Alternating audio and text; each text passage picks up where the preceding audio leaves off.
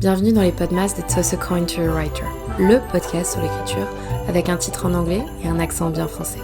Je m'appelle Maeva Catalano, je suis autrice de romances et podcasteuse. J'adore interviewer les écrivains, mais ce mois-ci, ça se joue entre toi et moi. Que vous aimiez les fêtes de fin d'année ou non, pas de panique, on va surmonter ça ensemble. En décembre, on se retrouve en tête à tête, tous les jours jusqu'à Noël, pour parler de tout et de rien, mais surtout de lecture et d'écriture. Bonne écoute! Hello tout le monde, j'espère que vous allez bien. Bienvenue dans ce nouvel épisode des Podmas. C'est déjà le 12e épisode, donc on est, à peu près, un peu plus de la moitié en vrai, parce que j'ai manqué quelques jours. Mais voilà, on est au milieu du mois actuellement, et donc au milieu du challenge. Déjà, avant de commencer le sujet du jour, je tenais à m'excuser une nouvelle fois par rapport au son de l'épisode précédent, donc le 11, où j'explique pourquoi mes romans se passent à l'étranger. Alors, j'ai pas d'excuses, si ce n'est ma petite tête et peut-être Mercure rétrograde, parce qu'on aime bien blâmer les astres, surtout quand ça implique des difficultés et des erreurs avec la technologie.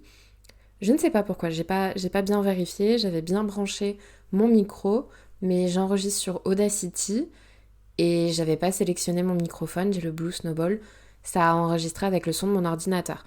Donc déjà, miracle, au moins, il n'y a pas eu le ventilateur qui tournait à fond, ça aurait été inaudible. Mais par contre, ça explique pourquoi j'ai l'air un petit peu lointaine, limite nasillarde, enfin je sais pas, moi je l'entends comme ça. J'espère que c'est pas ma voix habituelle, puisque sinon c'est pas très agréable. Aujourd'hui, on revient avec le micro, on est bon et on est prêt à se lancer. J'hésitais entre deux épisodes pour ce soir. Le premier étant être auteurice, cartographe. Et le deuxième, arrêter de blâmer ou arrêter de diaboliser les auteurs qui s'adressent aux auteurs. Mais je me suis dit, bon, celui-là, c'est un petit coup de gueule. Alors, on va garder la positivité pour ce soir, pour ce matin, en fonction de l'heure à laquelle vous m'écoutez. Et on verra peut-être à la fin du week-end pour le micro coup de gueule, ou peut-être la semaine prochaine, vous me dites est-ce que ce titre vous appelle ou non. Alors, deuxième disclaimer, avant de continuer, je n'ai pas du tout inventé l'appellation autrice, cartographe. Ça, c'est une appellation ou un titre que je pique à Maria-Eva Mae, qui est une collègue, traductrice aussi d'ailleurs. Et elle avait fait un post sur le sujet, donc on dit qu'il y a souvent deux grands pôles ou deux grands groupes chez les auteurs, même si c'est pas vraiment le cas.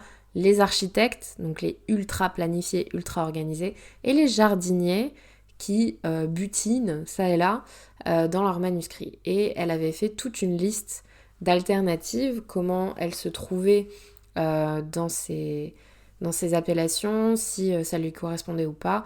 Et il y avait une discussion dans les commentaires, est-ce que on se reconnaît dans ces titres, dans les descriptions de ces rôles, est-ce qu'on est un peu des deux? Et je sais que voilà, dans la discussion, il y avait d'autres noms qui étaient lancés comme donc auteur, auteurice, cartographe, mais aussi astronaute, explorateur, exploratrice, etc., etc., parce qu'il y a plein de possibilités. Mais vous avez peut-être entendu parler d'architectes et de jardiniers. Si on prend ces groupes assez manichéens, qui ne peuvent pas être 100% vrais, je suis beaucoup plus architecte que jardinier. C'est d'ailleurs un grand euphémisme. Je suis architecte de architecte. C'est pas possible de faire plus. Enfin, si je rencontre un jour un auteur, une autrice qui fait plus, je lui tiens mon chapeau et je me prosterne parce que j'aurai beaucoup d'admiration. Je vais vouloir lui piquer toutes ses idées et lui demander plein de conseils. Actuellement, je m'organise de différentes façons, notamment par rapport à Notion ou Notion. Ça peut être également un autre épisode de Podmas ou de Tête à Tête plus tard par rapport à mon organisation Notion parce que ça va être un petit peu long. Mais tout est carré chez moi. Normalement, chaque manuscrit, en tout cas depuis 2020, bon, déjà il est dans ma tête. Quand ça commence à m'obséder avec une série ou un film ou une chanson qui me souffle à l'oreille, la muse qui vient me titiller le cerveau, je commence à prendre des notes sur mon téléphone. Ensuite, ça va déraper, ça va sûrement devenir une page, donc sachant que j'ai un dossier sur mon téléphone qui s'appelle idées d'histoire, qui est long comme mon bras.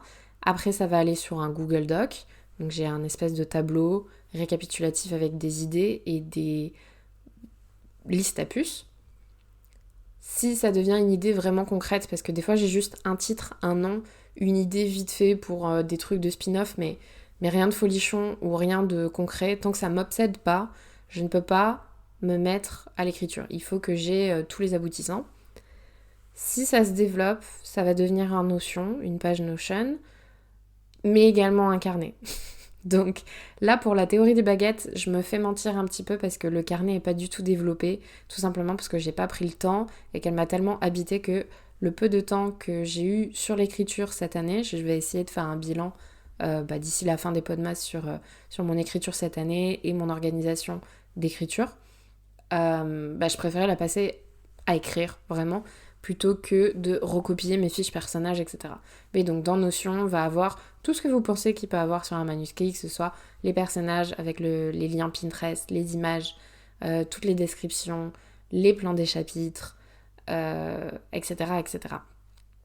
Encore une fois, ça va être un petit peu long, je pense, si je rentre dans les détails, mais je peux faire un compte rendu page par page et j'aimerais bien peut-être partager ce modèle Notion si ça vous intéresse, si ça peut aider certains ou certaines d'entre vous. Voilà, donc alors, attendez, j'ai parlé de mes listes sur téléphone, parce qu'il y en a une globale avec toutes les idées d'histoire. Ensuite, il y en a une par histoire en fonction de, par exemple, pour PIC, qui va être ma romance hockey patinage. Ça fait 2 ans qu'elle m'obsède, donc elle a sa propre page. Quand j'ai des idées, en plus de ce que je suis en train d'écrire, par exemple, je suis en train de faire la vaisselle ou dans les transports, c'est là où je vais noter des trucs sur mon manuscrit actuel, mon WIP, comme on dit, mon Working in Progress. C'est le cas pour la théorie des baguettes actuellement. Je vous ai parlé des carnets, je vous ai parlé de Notion, bon ok, il y a Pinterest, j'ai 46 000 playlists, ça pareil, je pourrais vous développer mon Spotify. D'ailleurs, il y a pas mal de playlists qui sont publiques, donc n'hésitez pas à aller me suivre. Vous devriez me trouver si vous tapez Maeva Catalano. C'est vrai que vous allez tomber sur le podcast, mais il devrait avoir mon profil public. Et j'ai des playlists, je vous les mettrai, ça ira plus vite. Et je vous mettrai également en description le post ou le compte de Mareva pour pouvoir voir un petit peu ce dont je vous parlais sur le côté auteur, auteurice, architecte, cartographe et compagnie.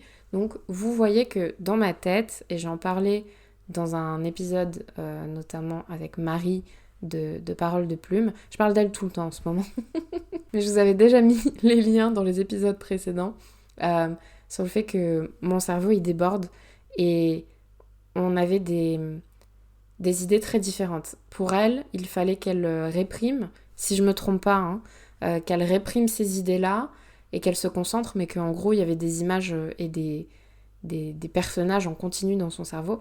Et moi, c'est le contraire. Pour qu'une histoire et des personnages me laissent tranquille, il faut que je les écrive, parce que je sais que comme ça, au moins, je ne vais pas oublier. Et ça me permet de... Ok, j'ai plus ça qui tourne en fond. Vous savez, comme quand vous avez des tabs, des onglets sur votre ordinateur, sur votre navigateur, et que vous avez plein de trucs qui tournent en fond, puis d'un coup il y a une vidéo YouTube, on sait pas pourquoi elle s'est actualisée, donc il y a le son qui se réouvre, donc vous la cherchez à tâtons, vous n'arrivez pas à la retrouver, mais vous êtes en train de rédiger un truc avec un mail super important, mais vous avez oublié qu'il y a ce post-it là d'ouverture, les notes Windows pour vos courses, etc., etc. En gros, mon cerveau, c'est ça tout le temps. Tout le temps, tout le temps, tout le temps. Alors, évidemment, ça m'arrive pendant le travail, je travaille sur les écrans, etc.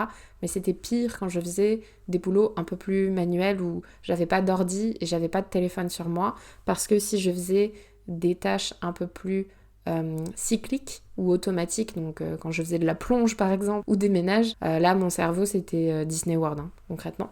Et j'ai besoin d'organiser tout ça. C'est pour ça que plus le temps passe, plus je suis architecte. Je n'ai pas été tout le temps architecte. On va essayer de retrouver un fil conducteur. Ok, comme d'habitude, on reprend de A à Z. Première saga, Lionheart, enfin Angel Heart, j'avais une chronologie qui était très brouillon. Tout était papier à l'époque. C'était quand même, 15 ans. Et ouais, il y avait des petites idées qui volaient comme ça et je les avais numérotées. Et ensuite, je m'étais fait une chronologie. Je ne sais pas si à l'époque, j'avais fait quelque chose sur ordinateur. Après, je m'étais laissée surprendre sur pas mal de scènes. que j'ai repris. Pour Amitygan, je crois que pareil, c'était un plan avec une chronologie très vaste, mais rien d'arrêté. Seven, c'était, alors que c'est une dystopie où c'était super important que tout se boucle, c'était, j'allais sortir une expression des années 2000, est-ce qu'on dit ça encore aujourd'hui? À la Wall Again Beast to Fly? Parce que concrètement c'était ça, à l'arrache, à la schlag, pardon, tout ce que vous voulez. J'avais des noms, j'avais des dieux, j'avais des éléments de science-fiction, je savais ce que c'était ma fin et puis j'ai tracé ma route quoi. Et je pense que c'est peut-être pour ça qu'aujourd'hui, même s'il y a plein de trucs logiques et le puzzle s'est bien assemblé, il y a certaines choses qui me gênent. Donc, on a parlé de And Your Heart, de Dystopie, donc de Seven et d'Amitygan. J'ai eu un plan assez détaillé pour mon projet Wattpad qui pour l'instant est en pause, sans doute ad vitam aeternam, nous verrons bien. Et en 2020, j'ai attaqué Secret Love Song. Et à partir de Secret Love Song, et donc ce qui a suivi pour PSS-2, même si je maintiens que tous les manuscrits sont différents, tous les livres sont différents, j'ai une organisation d'écriture qui est différente d'un manuscrit à un autre. Par contre, je deviens de plus en plus psychopathe et je deviens de plus en plus architecte. Je pense qu'il y a eu une évolution parce que entre donc Amitygan, qui était mon dernier manuscrit vraiment bouclé en début de licence, donc en début d'études supérieures, et Secret Love Song, 5 ans après, même plus de 5 ans puisque j'avais une année sabbatique, après une licence, un master, je ne sais combien de mémoires et de devoirs un peu plus académiques, presque scientifiques dans la rédaction, forcément, on m'avait habituée à m'organiser. Mais le but n'était pas du tout de faire quelque chose de scolaire. Et je me suis rendu compte que je m'éclatais, en fait, à avoir un guide. Et je comprends tout à fait que les gens ne veulent pas se sentir coincés. Et c'est là que j'arrive avec mes petites métaphores. J'ai l'impression de parler super fort et super vite ce soir parce que, je sais pas, est-ce que je suis pressée d'aller voir The Bear? Je ne sais pas, je suis en train de manger cette série, vous allez en entendre parler à chaque podmas. Mais aujourd'hui, j'ai l'impression d'être beaucoup plus énergique. Donc, j'espère que ma voix est quand même agréable. Passons. J'ai plusieurs petites métaphores. Comme je vous l'avais dit, dans le post de Mareva, il y avait plusieurs métiers, plusieurs métaphores qui étaient avancées. Il y avait, je vais dire autrice parce que je parle de moi, mais on peut très bien le genrer au neutre ou au masculin. Donc il y avait autrice exploratrice, autrice navigatrice, autrice paysagiste, autrice astronaute. Moi, ce qui m'a beaucoup plu, c'est l'effet navigatrice et cartographe. Vous le savez, j'adore voyager, j'adore explorer.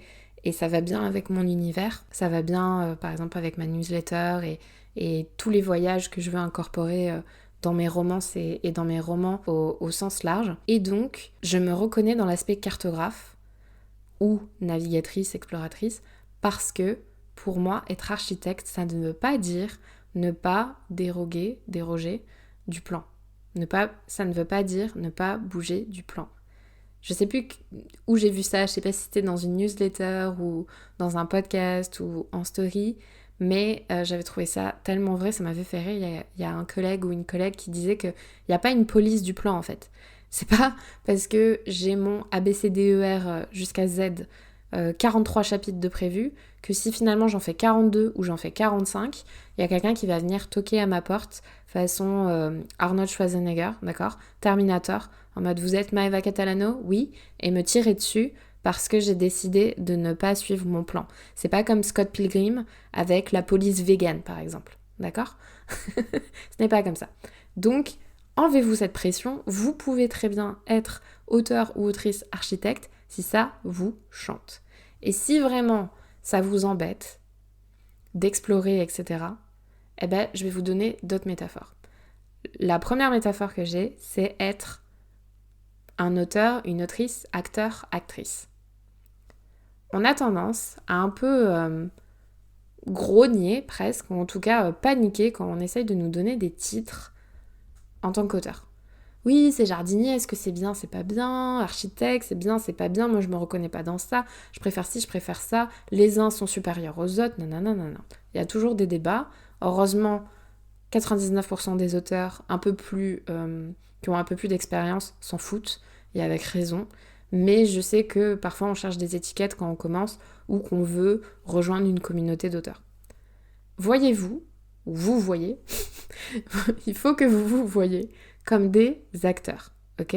Un acteur, il a un script, mais il peut très bien faire de l'improvisation. Et les deux sont parfaitement valides. On va prendre l'exemple de Meryl Streep, parce que, voilà, grande dame du cinéma. Meryl Streep, si elle suit un script, ça fait beaucoup de... mais très bien. Meryl Streep, si elle suit un script de A à Z pour un film, et qui, en plus de ça, elle va faire plusieurs prises, elle va pas les faire en une fois, ces scènes, sans parler du montage et compagnie, qu'on pourrait voir ça par rapport à un point de vue manuscrit, comme un édito, un travail éditorial, c'est toujours une actrice. On va pas dire « Oula, elle suit un script », c'est pas vraiment du jeu qu'elle nous fait là, c'est pas du cinéma. Tout comme, si elle fait de l'improvisation, ça reste du cinéma. C'est juste que sur le moment, elle a pensé qu'il y a quelque chose qui pouvait améliorer le script ou le changer et qui allait être bénéfique à l'histoire. Et les deux sont valides. Et Meryl Streep, je suis sûre que personne ne va rien lui dire si elle saute du coq à l'âne et si d'une scène à une autre, elle fait de l'improvisation ou elle suit ses lignes, ses répliques. D'accord ? Une autre métaphore... Ah non, attendez, avant de passer à une autre métaphore, je vais vous donner un exemple. En 2018, je crois, oui, ça devait être 2018, j'ai fait un petit séjour à Londres pour aller voir une pièce de théâtre que je vais vous noter dans la description également parce que elle est imprononçable, je trouve, pour les Français. Ça s'appelle Rosmere Holmes. Rosmere Holmes. Je sais pas trop quoi, ok ? Avec notamment Hayley Atwell, une actrice que j'affectionne beaucoup. J'aime beaucoup son travail. Vous avez dû la voir dans les Marvel comme Peggy Carter ou plus récemment dans Mission Impossible par exemple. Et elle joue le personnage principal, elle joue l'héroïne qui apprend, je veux pas vous spoiler parce que c'est une pièce de théâtre très importante qui date quand même maintenant, qui est, il me semble, je crois, je veux pas me tromper mais je crois qu'elle se passe au début du 20e et les sujets sont parfaitement d'actualité. Donc ce personnage très fort avec un féminisme finalement qui aurait pu être vu à l'époque comme anachronique presque, dans ses convictions, qui fait un certain travail, etc., apprend une tragédie. Et quand, j'avais pas lu la pièce avant de voir la pièce de théâtre, mais quand ça vous tombe dessus, c'est une tragédie. Franchement, vous pouvez même pas imaginer. Genre vraiment, ça m'a pris aux tripes. C'est le cliffhanger de tous les cliffhangers, le twist de tous les twists. Ça m'a coupé le souffle, j'avais envie de vomir. Et là, vous voyez donc cette actrice, parce que à ce moment-là, c'était Hayley Atwell, mais ça aurait pu être une autre actrice, bien sûr. Il y a eu plein d'autres adaptations qui tombent sur scène à en pleurer complètement désespérée. Et c'est ça qui vous fout les poils, c'est ça qui vous fout les larmes. Cette actrice, la scène, elle la suit. Pour elle, elle joue tous les soirs la même chose. C'est son script. Et pourtant, pour vous, en tant que spectateur, et donc potentiellement des lecteurs, c'est la première fois que vous lisez, que vous voyez ça. Et ça vous prend, ça vous, comme je vous ai dit, les poils, ça vous donne envie de vomir, vous avez le souffle coupé en mode « Ah non, pas ça ». Et elle arrive à vous véhiculer des émotions comme si ce personnage, c'était la première fois de sa vie qu'elle vivait ces émotions. C'était la première fois qu'elle tombait en pleurant, c'est la première fois qu'elle hurlait. Et pourtant, elle fait ça tous les soirs et peut-être même 2 fois par jour en fonction des séances. Alors pourquoi c'est mauvais de suivre un script ? Ou pourquoi c'est mauvais de faire passer des émotions sur le moment ? Les deux sont valides. Donc, autre métaphore, on est déjà à 20 minutes. Mama. Voyez ça également comme les sorciers et sorcières, d'accord ? 2 écoles. Si vous êtes de ma génération, vous connaissez forcément les sœurs Halliwell de la série Charmed, ok ? Vous vous souvenez qu'elles ont un grimoire, donc le livre des ombres. Elles ont, j'allais dire des recettes, elles ont des incantations, elles ont des formules. Il y en a qu'elles connaissent parce qu'elles ont leur pouvoir magique, mais pour bannir un certain démon, il faut qu'elles joignent leurs forces, ou parfois toutes seules, et qu'elles lisent à la lettre ce qui a marqué sur ce livre des ombres, pour réussir leur mission. Prenez, autre exemple de ma génération, Bonnie de la série The Vampire Diaries. Je crois peut-être qu'elle avait un petit livre, j'allais dire un manuel, mais un livre également de magie, mais les 3 quarts du temps, elle improvisait. La muse lui tombait dessus avec des incantations en latin, pareil pour réussir ses formules et ses sorts. Est-ce qu'on peut dire que Bonnie est une moins bonne sorcière que les Sœurs Halliwell ou inversement ? Non, moi je pense que les 2 groupes sont complètement iconiques. Et j'aimerais vous donner un dernier exemple qui est le mien. Donc dans cet exemple, on va arrêter de parler de sorcières, on va arrêter de parler d'acteurs, d'actrices, mais je voulais vous dire que je suis à fond architecte. Et pourtant, je dévie tout le temps. Et j'ai tout le temps des nouvelles idées qui se rajoutent par-dessus. J'adore écrire ce qu'on appelle en puzzle. Enfin, ce que j'appelle, je sais pas si ça a un autre nom. En gros, imaginez que j'ai 40 chapitres pour mon manuscrit actuel. On peut également dire que c'est comme un plan en flocon, parce que t'as ta ligne conductrice, t'as ton fil rouge pour tout ton roman, et ensuite, tu sais que dans tel chapitre, on va dire, allez, on attaque chapitre 1, parce que dans les romances, les 3/4 du temps, c'est la rencontre. On a donc la rencontre. Ça, c'est un premier point de la liste à points. Et par rapport à cette rencontre, je sais que ça va se passer dans un café, et je sais que ça se passe en octobre, et je sais que ça se passe parce que l'un ou l'autre se renverse du café dessus. D'accord ? J'ai mon plan. Qu'est-ce qui m'empêche finalement de dire, non, ils vont se rencontrer à la librairie ? Rien. Par contre, j'écris ma petite scène, je suis trop contente, j'ai écrit ma scène de rencontre, je suis d'humeur un peu plus spicy, on va dire, et j'ai envie d'écrire la première fois des héros, qui est, au hasard, chapitre 22. Je saute au chapitre 22. Je peux, puisque je sais ce qui se passe. Puis si demain j'ai envie d'écrire chapitre 15, je retourne au chapitre 15, puis après ça sera le 34, puis après ça sera le 2. Je peux écrire en puzzle. Parce que je sais où je vais. Alors, ça n'empêche pas qu'il y a toujours des remaniements. Mon manuscrit actuel, la théorie des baguettes, j'avais tous mes chapitres et finalement, bam bam bam, un personnage, un antagoniste se rajoute dans mon équation. C'est pas grave, je reprends mon petit plan, mes petites étiquettes Notion et mon carnet, et puis je peux les bouger. Du coup, comme j'écris en puzzle et que je sais très bien ce qui se passe dans mes chapitres, peut-être que le chapitre 34, finalement, ça va devenir le 30. Peut-être que le 30, j'aime pas cette scène, elle va être rajoutée au 31. Et aussi bien, ça va être supprimé ou ça sera utilisé pour un bonus ou un autre roman. Peu importe. Voilà. Je crois que je vais m'arrêter là. Je ne pense pas avoir d'autres choses à dire sur ce sujet.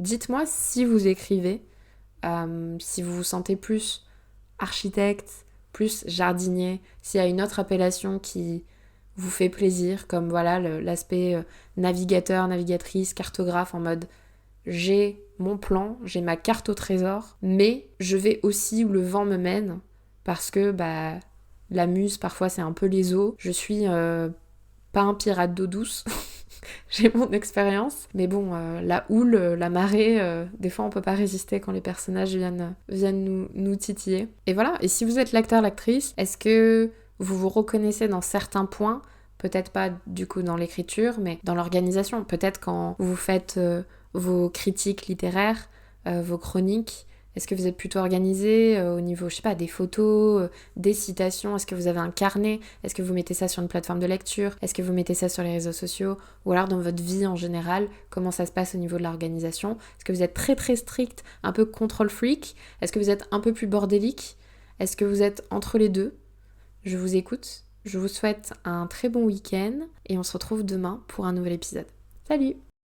Merci encore d'avoir écouté cet épisode de Toss a Coin to Your Writer. N'hésitez pas à laisser des petites étoiles ou un commentaire d'ailleurs sur votre plateforme de prédilection comme Spotify, Apple, Deezer ou autre, et de m'envoyer une capture d'écran sur Instagram à Maeva Catalano ou à Toss a Coin to Your Writer. Je vous mettrai les liens en description. Je tire au sort une personne toutes les semaines de décembre pour gagner un de mes livres. Bonne chance et on se retrouve demain pour un nouvel épisode. Salut!